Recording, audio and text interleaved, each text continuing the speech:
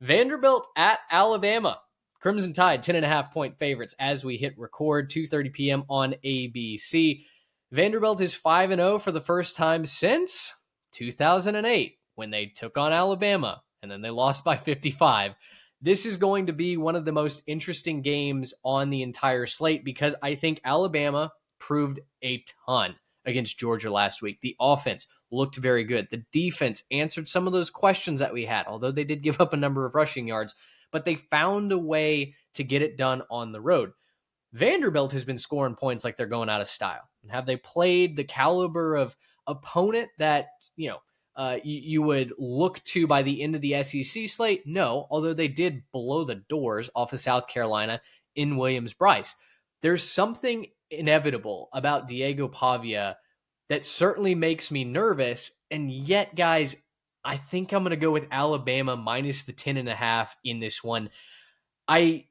Alabama, for all their struggles that they've had recently on the road and some close games and some upsets away from Bryant-Denny, they've only lost 2 ranked matchups since 2013. That was a national championship team in LSU that came in 2019, and then it was a very good Texas team that came in 2023 to do it.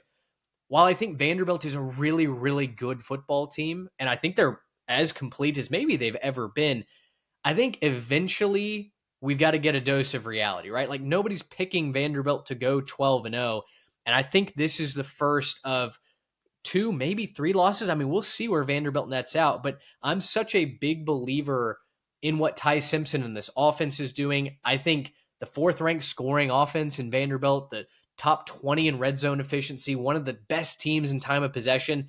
Everything is telling me take Vandy plus the points, but I'm going to lean into my gut. I think Alabama makes a statement at home this weekend. I am going to take Alabama to win, but Vanderbilt is going to cover this spread. I feel very strongly about that because when Diego Pavia is involved, crazy things happen, and things that should not happen end up happening. So it feels weird to say something as simple as that, but I do think Alabama is going to win this game because, like you mentioned, the Alabama program is fantastic at home. Kalen DeBoer is fantastic at home as a head coach. He has not lost a home game as a head coach, guys, since he was at Fresno State in 2021. Wow. He's 29-2 overall as an FBS head coach at home, straight up. That's really encouraging. And you look at all their struggles last year as well. Every single time it's been away from Bryant-Denny Stadium. So I think I'm confident that they can find a way to get it done. I think that Vanderbilt has all of their attention after last year. I mentioned off the top that this is the exact same spot other than it being on the road last year. It was right after the Georgia game last year that Alabama played Vanderbilt. Same exact setup, this time in Bryant-Denny.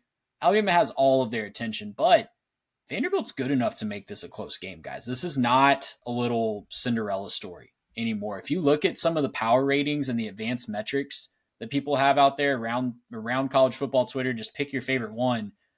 Vanderbilt is quickly rocketing up the SEC standings in those power ratings. You look at the projections, the projected win totals. I've seen some computer models that have them as a 10-2 team. So this will be a signature win for Alabama if they are able to pull it off at Bryant-Denny. I will say, though, I think Pavia keeps it close, and I think Alabama does just enough to win this game by about 7 to 8 points at home, pulling away, maybe getting a late score and stop. But Pavia's going to keep this close because this is a brand of football that Kalen DeBoer's Alabama has struggled with, not just against Vanderbilt last year, but against Florida State this year, against Oklahoma a little bit last year. Ball control, running the clock. That was the exact recipe for Vanderbilt last year. They took over on 3rd down. They were 13 of 19 on 3rd and 4th down last year, held the ball for 42 minutes in that game in Nashville. And has Bama figured out stopping the guys on 3rd down? Nope. They're still 101st nationally this year in getting off the field on 3rd down. So if you're looking for alarm bells and PTSD for Tide fans, that's the statistic to watch, because if Vandy can play ball control and just keep Alabama's offense off the field, even as explosive as they are, they got a ton of explosive plays in Nashville last year, and they still weren't able to fully overcome that deficit because they just didn't have enough time. They had the ball for 18 minutes. Scoring 35 points in 18 minutes is amazing, but it's about the maximum you could possibly expect. Well, and Trey, I'm with you on this. That I think Vanderbilt keeps it close because I just think this Vanderbilt team is too proud to get stomped like that, right? I don't think that they have that kind of rollover and quit in them, especially not with Pavia at the helm. He's just not a loser. He doesn't like to go out there and just give up. He's going to give it everything he has. We were saying, the homeless man's Johnny Manziel was how he was once referred to. He's got the actual Johnny Manziel on his sideline in this one, and that's a guy who knows something about walking in Bryant Denny and leaving with the dub. So I'm not going to pick Vanderbilt to win this one. This is definitely a game that if Bama messes around, the Commodores are going to walk out with the dub. That's just going to be what happens. Because there's not a lot of room for error with this. If you look at Diego Pavia, is completing 74% of his passes. He leads the SEC in touchdown passes and passer rating. They got three guys that are averaging over 13 yards per catch. They're a very explosive offense, and they can score points in a hurry if you're not careful. You also got to kind of factor in. Look, I know that Alabama win over Georgia was impressive. They didn't score a point in the second half. They went the entire second half without a point. That little shush the crowd moment that happened right before halftime. So for me, when I look at this, I say, okay, this is a Bama team that could be streaky. This is a Bama team that could disappear for a couple minutes. The reason I don't think that they do is because I don't trust that Vanderbilt defense for a second to stop Alabama. They're not bad against the run, actually pretty good against the run. They're only giving up 79 a game, but they've recently given up 258 and 274 through the air to Georgia State and Utah State. Those aren't necessarily bad teams, but that's some big numbers in the air. And I just don't feel comfortable saying that, Ty Simpson's going to sit around and not do something like that. I'd almost guarantee a 300-yard performance out of him. I think he's going to be really, really good in this one.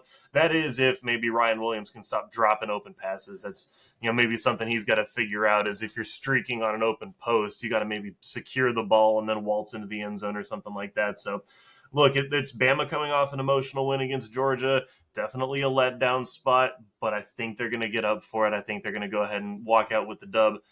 But I think Vanderbilt keeps it close, right? I just think that maybe I'll even take the possibility of a super late just for the pride of it, score a touchdown to make it a, 9-8 point game, something like that, just to sneak in under that 10.5.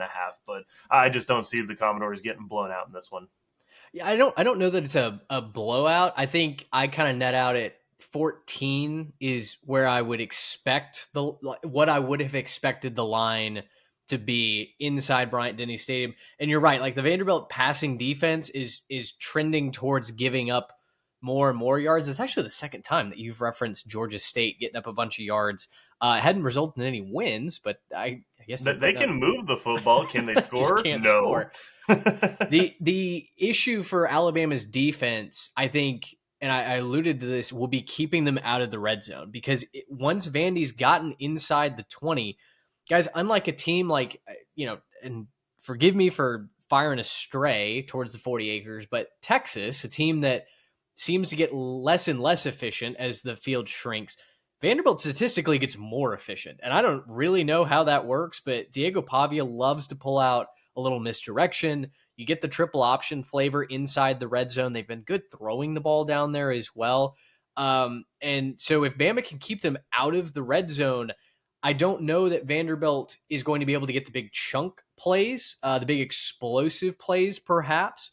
But Trey, to your point, if they're just consistently wearing them down, moving the chains like they did last year in Nashville, then it gets a little uncomfy come late third quarter, early fourth, I think, for the Crimson Tide fans. Ty Simpson, we've said is probably going to get his.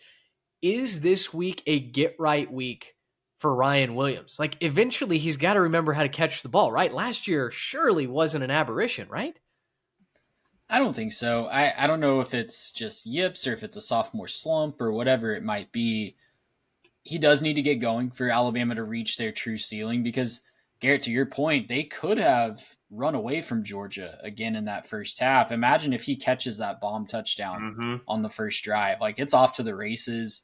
Alabama might have a first half that looks very similar to their first half last year against Georgia. So for them to reach their full ceiling and not get got in one of these games, I think Ryan Williams really has to step up. But the good thing for Alabama is they have a guy like Jeremy Bernard on the other side of the field, who I think most teams in college football would be thrilled to have as their number one right wide receiver.